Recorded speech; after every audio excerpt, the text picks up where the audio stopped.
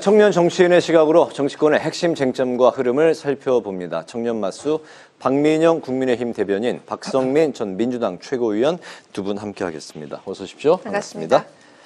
네, 윤 대통령 구속 취소에 즉시 항고를 포기한 심우정 검찰총장을 놓고 공방이 계속해서 벌어지고 있는 상황입니다. 민주당은 심 총장이 내란 공범이라면서 공수처에 고발을 했고 탄핵 이야기까지 하고 있는 상황인데 국민의힘은 무슨 죄가 있냐면서 비호에 나섰습니다. 심 총장의 결정 두 분의 생각 좀 들어보겠습니다. 탄핵까지 민주당이 강행으로 갈까요? 일단은 지금 민주당에서는 우선적으로는 본인의 즉시 사퇴를 주장을 하고 있는 상황입니다. 왜냐하면 이제 지금 고의적으로 대통령을 풀어준 것 아니냐라고 볼 수밖에 없는 상황이에요. 네. 사실 형사소송법이 만들어지고 나서 이 구속 기간을 계산함에 있어서 날짜로 적용한 거, 그러니까 시간으로 계산하지 않고 날수로 이제 산입을 하는 이 방식 자체는 네. 사실 그동안 수십 년간 검찰이 유지해온 방식이거든요. 근데 여기에 대해서 지금 법원에서 이렇게 하면 안 된다라는 판단, 그러니까 사실상 위법한 행위를 했고 위법한 구속을 했다라는 판단을 받았다라고 한다면 네. 검찰의 생각으로는 당연히 지금까지 실무적으로 해온 관례가 있는데 이에 반하는 법원의 판단이 있었다라고 한다면 본인들에게 주어진 즉시 항고권을 사용하는 게 맞죠. 그런데 즉시 항고를 해야 된다라는 수사팀의 의견을 묵살하고 석방 지휘를 지시한 게 지금 심우정 검찰총장이고, 긴박하게 대통령의 기소가 이루어졌어야 되는 그 시간 속에서도 심우정 검찰총장이 당시에 전국 검사장 회의를 소집하면서 네. 시간이 지체됐다, 일종의 늑장 기소의 빌미를 심우정 총장이 제공했다, 이런 비판이 일고 있기 때문에 사실 지금 수사팀에서도 그렇기 때문에 마지막에 석방 지시에 따르기는 했습니다만 의견을 표명을 하면서 법원의 판단 납득하기 어렵다라는 입장을 분명히 밝혔거든요. 네. 심우정 총장도 법원의 판단에 대해서 불만은 제기를 했습니다. 그렇다고 하니까 더 이상한 거죠. 더 모순적인 겁니다. 법원의 판단이 납득하기 어렵다라고 한다면 즉시 항고를 통해서 상급심에서 다퉈보면 될 일인데 그것을 굳이 포기하고 석방 지휘를 한 것 자체가 애초부터 대통령을 풀어주기 위한 모종의 의도가 있었던 것 아니냐라는 생각이 들기 때문에 저는 응분의 책임을 져야 된다라고 보고 있습니다. 응분의 책임은 이제 자진 사퇴를 말씀하시는 것 같은데 지금 그럴 분위기는 아닌 것 같습니다. 뭐 본인은 이제 소신대로 했다. 그리고 네. 법원의 그렇다면 판단을 탄핵인가요? 따랐다. 뭐 지금 당내에서 의견이 조금 갈리는 것으로 알고는 있는데 그래도 시한을 두고 뭐 추진을 하게 될 가능성도 배제할 수는 없다, 이렇게 보입니다. 그렇다면 민주당이 추진한 게 30번째, 30번째 탄핵이 되는 거예요. 뭐 여당에서 이제 탄핵 남발 이야기 당연히 또 나올 것 근데 뭐 같고. 아직 확정된 바는 아니니까요. 네네. 어떻게 보십니까? 저는 민주당이 공수처한테 뺨 맞고 검찰한테 화풀이한다, 이렇게 정리할 수 있을 것 같습니다. 애초에 지금 사태가 벌어진 원인은 공수처와 민주당이 무리하게 이 윤 대통령에 대한 체포영장을 강제적으로 집행을 했기 때문이거든요. 네. 그러니까 중앙지법의 판단을 보시면 공수처가 중앙지법으로부터 통신영장과 압색영장을 기각당한 상태에서 이것을 알리지 않고 서부지법으로 영장을 쇼핑했다라고 지금 의혹이 있는 거 아니겠습니까? 그런데 첫 영장부터 중앙지법은 수사권을 정리해오라고 기각 사유를 밝혔습니다. 관할권 문제를 이야기를 한 거죠. 또 두 번째로 이 공수처로부터 사건을 인계받은 검찰이 이 구속기간 연장을 신청했을 때도 법원은 검찰이 수사를 할 이유가 없다라고 하면서 불허를 했습니다. 또한 최근에 지난주 금요일에도 구속 취소 청구를 인용을 하면서도 공수처가 명문화된 수사권이 없고 관련해서 대법원 판결도 받은 적이 없으며 그 직권남용죄로부터 내란죄를 인지했다라는 공수처의 주장도 받아들이기가 어렵다라고 이야기를 했습니다. 그러니까 중앙지법은 굉장히 일관된 논리로 공수처의 수사권이 없다, 혹은 수사권을 정리를 해와야 된다는 입장을 밝히고 있는 겁니다. 저희가 그렇기 때문에 공수처가 아니라 경찰이 수사를 하고 검찰이 기소하는 방식으로 정론을 택해야 한다라고 주장을 해왔던 건데, 이걸 무시하고 그 공수처에게 강행을 했던, 뭐 장갑차까지 동원하라는 극단적인 얘기를 하면서 준동을 했던 게 어디였죠? 민주당이었습니다. 그런 것들을 이제 와서 중앙지법이 바로잡고 있는 상황인데 이걸 이제 와서 검찰 탓을 한다. 전 이 자체가 굉장히 당황스러운 그런 발상이라고 생각을 합니다. 엄밀히 따지면 검찰 입장에서도 공수처가 그 구속 7일 기간을 쓰고 3일만 검찰에 넘겨준 상황이었기 때문에 검찰은 아무것도 조사된 것도 없는데 3일 안에 기소 여부를 결정을 해야 하는 상황이었거든요. 그렇다라 그러면 불구속 기소를 통해서 시간을 벌 수도 있었는데 민주당이 또 뭐라 그랬냐? 당연히 내란 수괴가 구속된 상태에서 기소를 하는 것이 맞다라고 또 주장을 하지 않았습니까? 종용을 했기 때문에 검찰이 그냥 김용현 전 장관 공소장의 이름만 바꿔가지고 졸속으로 공소장을 쓸 수밖에 없었던 겁니다. 총체적으로 민주당이 준동을 해서 만들어진 문제인 건데 공수처도 아니고 검찰을 탓한다라는 것 자체가 납득이 되지가 않고요. 검찰 입장에서는 그 첫 번째 시간 계산 문제를 차치하고서라도 그 법원이 이렇게 써놨습니다. 시간 계산 문제가 아니더라도 공수처의 그 수사 관할권 문제 때문에 이 청구는 인용된다라고 이야기를 했기 때문에 검찰이 즉시 항고를 했더라도 무조건 100% 재인용이 되는 건이었거든요. 왜 검찰이 그런 무리수를 둬야 하냐라고 했을 때 그럴 이유가 전혀 없는 것이죠. 그리고 이 즉시 항고라는 것이 이미 그 구속 집행 정지라는 또 개념이 있지 않습니까? 법원에서 구속 집행 정지를 하라고 했는데 검찰이 즉시 항고를 하면 7일 동안은 묶어둘 수가 있는 겁니다.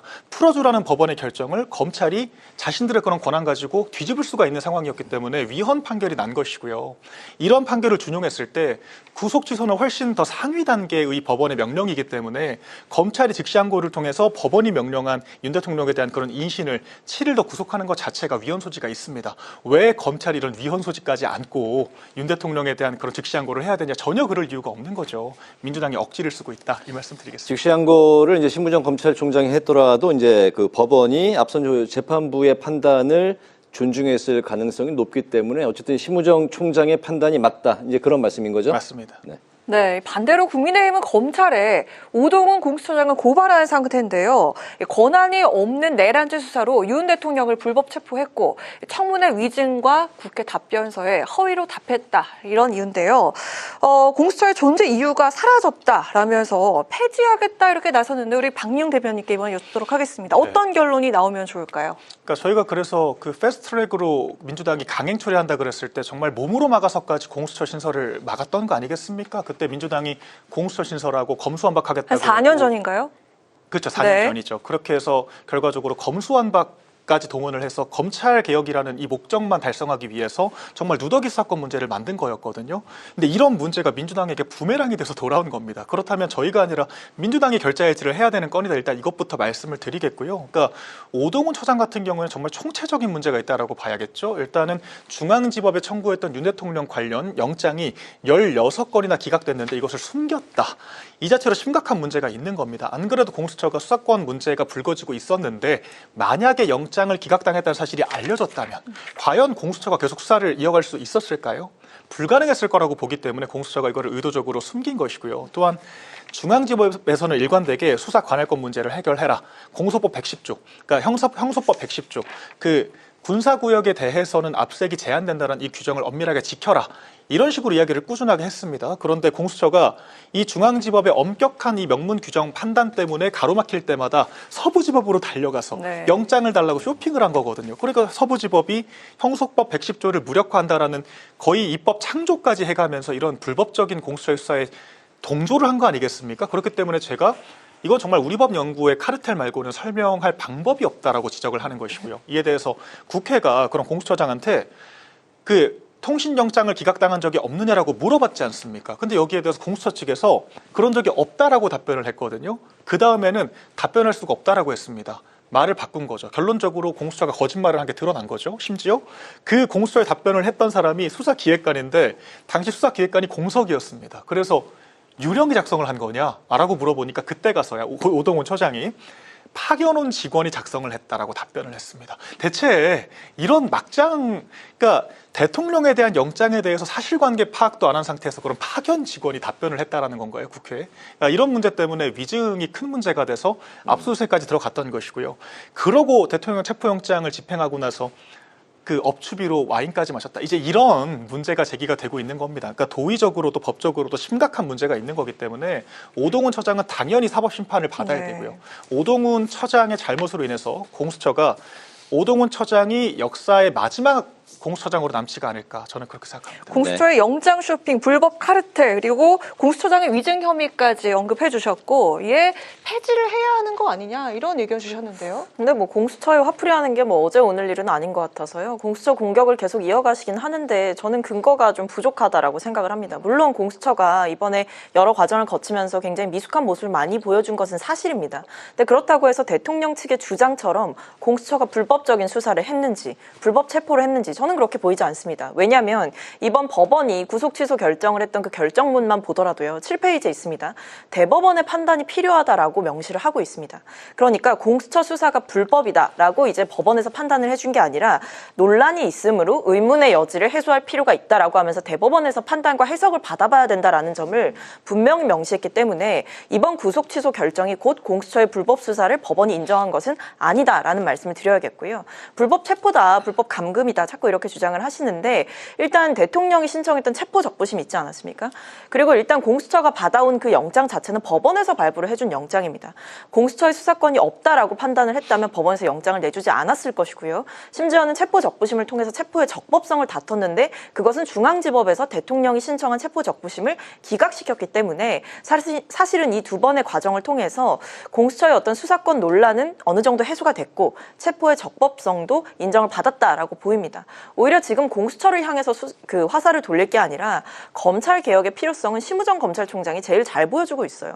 지금 즉시항고 위헌성 얘기하면서 안 했다라고 하지 않습니까? 근데 보면 2년 전에 다른 검찰은 또 했어요. 그러니까 구속 취소 결정에 대해서 즉시항고를 했단 말입니다. 그러니까 제가 드리고 싶은 질문이 이건 거죠. 검찰총장 출신의 대통령이 당사자가 아니었다라고 한다면 과연 검찰이 즉시항고를 포기했을 것이냐? 아마 했을 겁니다. 그동안에도 법원의 판단에 대해서 기계적으로 항소를 하는 그런 검찰의 모습을 우리가 봐왔는데 왜 굳이 대통령 앞에서만 이렇게 법원의 판단을 인정할 수 없다라고 공식적으로 수사팀이 입장을 내면서도 그 부분에 대해서 이의를 제기하면서도 왜 즉시항고라는 권리를 포기하느냐라고 묻고 싶은 겁니다. 네네. 그런 가운데 윤 대통령의 탄핵심판 선고가 당초 이제 이번 주 14일 금요일이 유력하다는 전망이 나왔었던 상황인데 여기 이제 감사원장과 검사 3명에 대한 탄핵 선고가 이번 주 목요일로 이제 정해지면서 다음 날 바로 또 대통령 탄핵 심판 선고가 이루어지기는 좀 일정의 무리가 있는 거 아니냐. 그래서 다음 주 얘기로 이제 넘어가는 분위기인 것 같습니다. 17일, 18일 월화 이런 얘기 뭐 많이 나오고 있는데 대통령의 선고 시점과 결과 두 분 어떻게 전망하시는지 박 대변인부터 들어보죠. 일단 오늘 헌법재판소가 오전에 이제 이번 주 목요일이죠. 목요일에 그 검사 3인과 최재해 감사원장에 대해서 선고를 하겠다라고 밝힌 상황이지 않습니까? 네. 그렇다라고 하면 헌법재판소 공보관 측에서도 연달아 선고하는 경우들은 잘 없다라고 이야기를 한 만큼 이번 주에 윤 대통령 관련된 결과가 나오긴 어렵다라고 생각을 하고요. 그렇다면 금요일에 그 선고 일정을 확정을 하고 다음 주 월요일, 화요일쯤에 결론 내는 방법도 있겠습니다만은 이 네. 경우에는 주말 동안 상당히 그런 어떤 여론이 과열될 우려가 있기 때문에 헌법재판소가 그런 선택을 하진 않을 것이다라고 생각을 하고요. 그래서 저는 일러도 다음 주 금요일 정도는 되어야 결론이 날 수 있지 않을까라는 생각을 하는데 사실 이거는 날짜 그 자체보단 헌법재판관들이 결론 내릴 수 있는 준비가 되었느냐가 더 중요하다라고 생각을 합니다. 그러니까 네. 사실관계, 그러니까 죄가 있고 없고를 파악하는 사실관계 파악, 평의는 어느 정도 마무리가 되었다라고 하는데 평결, 그러니까 이것을 어떤 결론을 도출할 것인지에 대해서는 아직 이야기를 시작도 못 해봤다라는 게 현 기류로 저는 알고 있거든요. 네. 그리고 또한 이 구속 취소가 결정적인 변수가 될 수가 있습니다. 왜냐하면 헌법재판소가 안 그래도 내란죄를 소추인단 측과 짬짬이로 배제를 했다라 그래서 논란이 되고 있지 않습니까? 그런데 그 구속 취소 판결을 한 이 재판관, 이 지기현 이 재판부가 1심 재판을 겸하는 그런 본안 재판부이기 때문에 사실상 이 1심 내란죄에 대해서 무죄 혹은 공소 기각을 이미 예고했다라고 봐도 과언이 아닌 거거든요. 그러니까 공수처도 검찰도 수사권이 없기 때문에 지금 검찰이 수집한 증거는 이용할 수가 없다라고 이야기를 한 것이나 다름이 없습니다. 네. 이런 상황에서 내란죄를 배제한 헌법재판소가 윤 대통령을 파면 결정을 하고 추후에 형사재판에서 무죄가 나왔을 때 과연 헌법재판소가 이 역풍을 감당할 수가 있을 것인가, 이 지점을 고민할 수밖에 없고요. 헌법재판소가 또 이제 법정에서의 증거만으로 부족하기 때문에 검찰 조서를 증거 채택을 하겠다 그래서 또 논란이 되지 않았습니까? 그러니까 형사소송법이 개정됐기 때문에 피청구인 측이 동의하지 않으면 채택할 수 없는 증거를 채택하겠다라고 하니 논란이 안 그래도 됐었는데 이 법원 결정에 따라서 내란죄 수사권이 없는 검찰이 수집한 증거도 무력화될 가능성이 커졌기 때문에 사실상 정말 법정 증거만 가지고 심리를 할 수밖에 없는 상황이 됐거든요. 네. 그러니까 이런 여러 상황을 고려해 봤을 때 과연 헌법재판소가 이런 무리수를 감내하고 파면 결정을 할 것인가 굉장히 모호해졌다라고 생각을 하고요. 이런 이유 때문에 오늘 갑자기 더불어민주당에서 마은혁 재판관 임명을 재차 요구하기 시작했다라고 저는 봅니다. 왜냐하면 8대 0을 주장을 했기 때문에 8대 0이라고 하면 굳이 마흔역 재판관 다시 들어와서 변론 재개하고 이런 복잡한 절차를 거칠 필요가 없는 거거든요. 그런데 지금 다시 마흔역 카드를 꺼냈다라는 것은 6표가 쉽게 모이지 않고 있다라는 것을 민주당이 자인을 하고 있다라고 보기 때문에 쉽사리 결론 나기 어려운 건이라고 생각합니다. 네, 6표가 찬성표로 지금 쉽게 예단할 수 없는 분위기다라는 게 민주당의 입장이다라고 지금 박 대변인이 이제 말씀을 하셨는데, 여당에서도 이제 변론을 추가로 뭐 재개하는 뭐 이거는 이제 카드로 생각하지 않는 것 같습니다. 마흔역 대통령 후보자 측에서 그렇죠. 임명이고 네. 이제 재판관으로 합류하는 건 이제 우려하는 그런 목소리가 있는 것 같아요. 그러니까 일단 좀 나눠서 말씀을 드려야 될 것 같은데, 민주당은 뭐 지금 만장일치 파면에 대해서는 저는 이견이 없다라고 생각합니다. 뭐 일각에서 조금 우려하는 목소리를 표명하신 것은 있으나 그것이 이제 다수의 의견이다라고 보기는 어렵다라는 점을 분명하게 말씀을 드리고, 네. 저는 이번 구속 취소 결정이 탄핵 심판에는 전혀 영향을 주지 못할 것이다라는 말씀도 드려야 될 것 같습니다. 왜냐하면 일단 형사재판과 탄핵 심판의 성격은 다른 것이고요. 그러니까 일종의 징계 재판이지 않습니까? 대통령직을 유지할 자격이 있느냐, 그리고 헌법을 위반했느냐, 이 부분에 초점을 맞춰서 보고 있는 거기 때문에 사실은 지금 나오고 있는 어떤 뭐 공수처의 수사 권한 관련한 논란이라든지 이런 것들은 쟁점이 되지 못합니다. 왜냐하면 이미 이 탄핵 심판정에서, 그러니까 변론기일에 증인들을 불러서 헌재 재판관들이 직접 신문을 하기도 했었고요.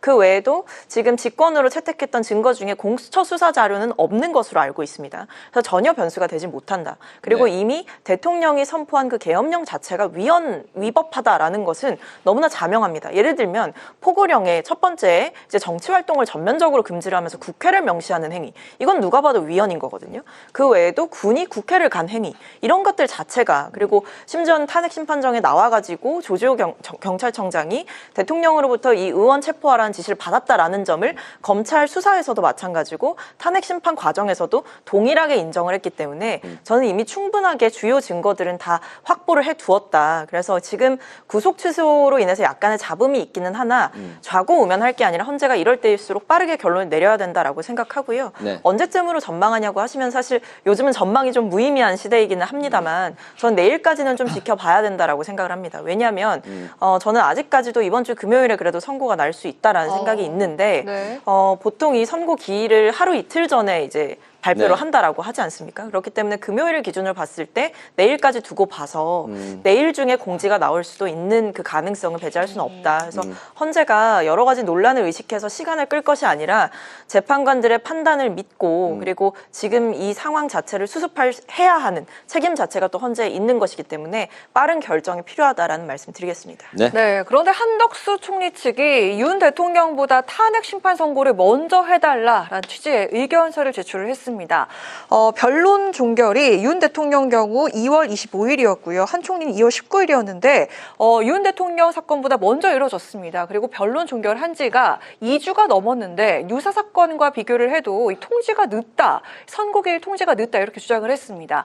한 총리의 선고 기일과 결과를 어떻게 내다보시는지 우리 박민영 대변인께 여쭙도록 하겠습니다. 저는 헌법재판소가 정치를 넘어서 통치를 하려고 한다, 이 생각이 좀 들더라고요. 왜냐하면 한덕수 총리 같은 경우는 애초에 쟁점 자체가 별로 없었습니다. 그렇기 때문에 변론 기일 딱 한 번 90분밖에 진행을 안 한 상태에서 종결이 된 네. 것이고요. 보통 박근혜 전 대통령, 노무현 전 대통령도 늦어도 2주 안에는 결론을 냈는데 어떻게 쟁점도 없는 총리에 대한 탄핵 심판을 지금 3주째 결론을 안 내고 있는 것인지 정말 이건 막장 행태를 하고 있다고 생각을 합니다. 헌법재판소의 노림수는 지금 최대한 이 최상목 권한대행을 압박을 해서 마흔역 재판관 임명을 하고 싶다라는 그 속내를 숨기지 않고 있는 것 같습니다. 왜냐하면 애초에 선입선출 원칙으로 가더라도 한덕수 총리 탄핵이 먼저였기 때문에 네. 한덕수 총리를 먼저 결론을 내려야 되는 게 맞았거든요. 그런데 더 후에 들어온 마흔역 재판관 임명권부터 먼저 처리를 하고 최상목 권한대행을 민주당이 압박하도록 하면서 정작 한덕수 총리에 대해서는 결론을 안 내리고 있거든요. 근데 제가 지난주에도 말씀드렸던 것처럼 6년 임기의 헌법재판관은 탄핵을 위한 도구가 아닙니다. 우리 사회를 위해서 앞으로 장차 대통령보다 더 긴 임기 동안 무수한 의사결정을 하는 사람들인데 대통령이 아니라면 조금이라도 더 민주적 정당성이 있는 사람이 하는 게 당연히 맞지 않겠습니까? 그렇다면 정말 순수한 임명직인 부총리가 아니라 국회 인준이라도 받는 총리가 하는 것이 맞다라는 게 누가 봐도 합리적인 건데 총리가 결정을 못하도록 계속 가로막고 있는 것이 과연 헌법재판소 재판소가 헌법소 의지가 있는 건가? 이런 생각을 할 수밖에 없는 것이고요. 또한 국정 안정의 측면에서도 지금 부총리, 그러니까 총리실 같은 경우에는 국무조정실이라 그래서 국정을 조정할 수 있는 여러 기능들이 포함되어 있지만 기재부는 그런 기능이 없거든요. 그렇기 때문에 기재부 총리가 트럼프 행정부와의 관계, 이 외교안보 문제, 경제, 사회적인 문제들을 다 총괄할 수가 없습니다. 그렇기 때문에 총리가 조속히 돌아오는 것이 무엇보다 중요한데 헌법재판소가 어떻게 이렇게 자신들의 선고, 그러니까 헌법재판소의 그런 사이클만 고려하고 이런 네. 판단할 수 있는 건지 참 경악스럽지가 않을 수가 없고요. 결과 그러니까 어떻게 예측하십니까? 한덕수 총리에 대해서 네네. 저는 조속히 임명을 해야 한다라고 생각하고요. 늦어도 이번 주 금요일에 선고 일정을 확정을 하고 내주 초에는 먼저 한덕수 총리부터 결론을 내야 한다라고 생각합니다. 그리고 윤 대통령과 같이 보는 것도 맞지가 않죠. 사안이 같지가 않고 쟁점도 다른 상태고 일주일이나 먼저 변론길이 끝났기 때문에 꼼수 쓰지 말고 한덕수 총리 먼저 결정을 하시라 이 말씀을 드리겠습니다. 네, 박성민 전 최고예요. 근데 일단은 뭐 꼼수가 아니라 저는 뭐 헌재의 판단이라고 생각을 합니다. 물론 뭐 빨리 나와야 된다라고 주장하시는 측에서는 다른 의도가 있기 때문에 저는 그렇게 말씀하시는 거라고 보는데, 근데 이게 현실적으로 봐도 사안 자체가 대통령의 탄핵 심판 결과보다 빨리 나오기가 어려워요.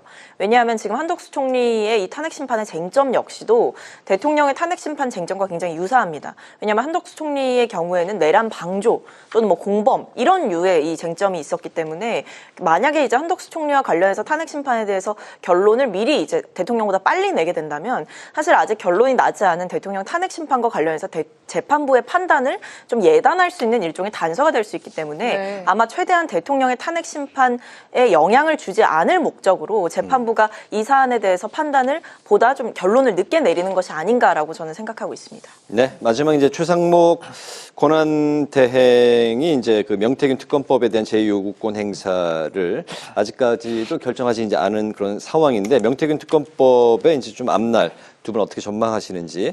오늘 그 15일까지가 거부권 행사의 이제 마지막 시한인데 좀 어떻게 될까요? 대통령의 탄핵 선고 시점과 맞물려서 좀 어떻게 전망하십니까? 좀 짧게 들어볼까요? 네, 그러니까 근데 저는 아마 최상목 대행이 거부권을 행사하지 않을까라는 생각은 하고 있는데, 네. 지금 최상목 대행 자체가 결국에는 한덕수 총리의 일종의 복귀를 기다리면서 폭탄 떠넘기기를 계속 하고 있는 형국입니다. 마은혁 재판관 임명 같은 경우도 비슷한 사례라고 생각하고요. 근데 제가 한 말씀만 드리고 싶은 것은 최상목 권한대행은 국가를 안정시키고 헌법 질서를 수호하기 위해 거기 있는 것이지 대통령과 여당을 지키기 위해서 그 자리에 있는 게 아닙니다. 지금 보면 이 명태균 특검법은 피할 수 없는 일이에요. 지금 여당에서는 사실 이걸 소나기쯤으로 생각하시는 것 같은데 제가 봤을 때 태풍 같습니다. 지금 보면 검찰도 수사를 본격화한 게 그 본격화한 쟁점들을 들여다보면 단순히 그동안 제기됐던 대통령 부부와의 연을 넘어서서 오세훈 시장이라든지 홍준표 시장과의 연관 관계성, 여론조사비 대납 의혹 이런 것들을 정조준하고 있는 상황이거든요. 그렇기 때문에 저는 명태균 특검이 보다 지금 시급해지는 상황이 되어가고 있고, 이 특검법을 통해서 검찰 수사의 불신을 해소하고 사안 자체가 굉장히 커지고 있는 만큼, 그리고 명태균 씨의 폭로가 이어지고 있고 그를 뒷받침할 만한 어떤 포렌식 증거라든지 이런 것들이 쏟아지고 있는 상황이라고 한다면 더 이상 특검법을 거부할 명분은 없다라고 말씀드리겠습니다.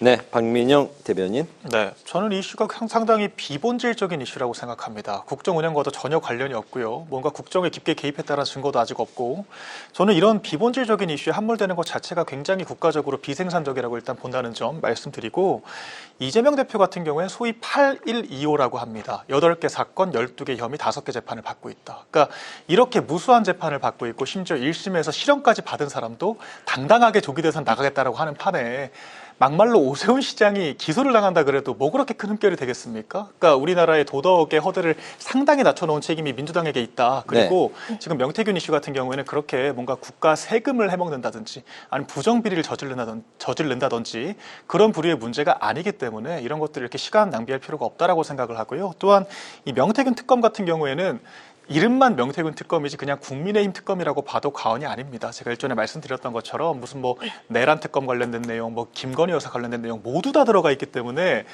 이런 것들을 명태균 특검이라고 그 소위 박스가리만 해서 계속해서 만드는 것 자체가 민주당이 얼마나 위헌적인 그런 특검을 밀어붙이고 있는지를 보여주고 있다라고 생각을 하고요. 그러니까 늘상 말씀드리듯이 무제한적인 별건 수사 허용, 무제한적인 압수수색 허용, 그리고 이런 것들을 언론에 100% 공론할 수 있게 한다는 것 자체가 네. 상당한 국익의 저해가 될 수 있는 부분이기 때문에 이런 것들은 받아들일 수가 없는 게 맞습니다. 아니 국민의힘을 겨냥한 특검이라기보다는 국민의힘 분들이 연관이 돼 있으면 겨냥이 되는 건 거죠. 그러니까 떳떳하시면 받으면 됩니다. 떳떳하지 않기 때문에 못 받는 거라고 생각을 하고요. 그리고 지금 단순한 여론 조작 이런 건이 아니라 대통령과 그리고 영부인과 어떤 특정인에 대한 공천 개입을 논했던 그런 사안이기 때문에 결코 가볍지가 않다. 그리고 이뿐만 아니라 창원 국가산단 문제라든지 국가 사업에도 이 명태균 씨가 본인의 어떤 인맥을 활용해서 대통령과의 연을 활용해서 그리고 김영선 의원과의 어떤 관계를 활용해서 여러 면에 개입한 게 아닌가라는 의혹이 있기 때문에 결코 가볍지가 않은 의혹이다. 특검을 피할수록 오히려 국민들의 의심은 더 커질 것이다. 이렇게 생각합니다. 네, 반박하셨으니까 짧게 한 번 더 드릴까요? 네.